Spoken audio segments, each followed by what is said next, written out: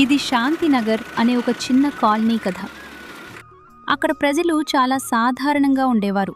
కానీ ఒక వింత సంఘటన మొత్తం ప్రాంతాన్ని కుదిపేసింది. రాత్రి 10 గంటల సమయంలో రమేష్ హోటల్లోని బిర్యానీ వాసన మొత్తం వీధిలో వ్యాపించింది. ఈరోజు బిర్యానీ ఎక్కువగా తయారైంది. అవును యజమాని, అందరూ తింటూ వెళ్ళిపోతారు. తర్వాత ఉదయం ఏమిటిది? పెద్ద బిర్యానీ పాత్ర ఖాళీగా ఉంది. ఏమిటి, తాళం చెడకుండా ఎలా? మొత్తం కాలనీ చేరింది. ఇది మొదటిసారి కాదు. గత 3 రోజులుగా ఎవరో ఒకరి ఇంటి నుండి బిర్యానీ మాయమవుతోంది.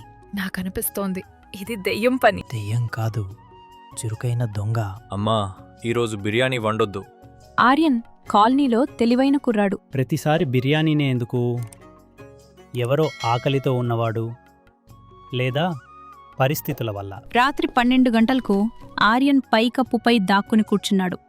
చిన్న శబ్దం. వచ్చాడు. ఒక నీడ నెమ్మదిగా కదులుతోంది. ముఖం కప్పబడుంది. చేతిలో పాత డబ్బా ఉంది. ఆర్యన్ అతని వెనకే వెళ్ళాడు. గల్లీ, మలుపు, చీకటి. అకస్మాత్తుగా ఆగు! నువ్వెవరు? ఆ మనిషి ఆగాడు. నెమ్మదిగా ముఖం చూపించాడు. చినిగిన బట్టలు, అలసిన కళ్ళు. నన్ను క్షమించు బాబు, నేను దొంగను కాదు, నేను కేవలం ఆకలితో ఉన్నాను. అతను ఒకప్పుడు కూలీ. పనిపోయింది. ఇల్లు లేదు. 3 రోజులుగా తిండి లేదు. ఆకలిగా ఉంటే చెప్పొచ్చు కదా. సిగ్గు వేసింది. తరువాతి రోజు అందరూ చేరారు. మేము తప్పుగా అనుకున్నాం. ఆకలితో ఉన్నవాడు దొంగ కాదు.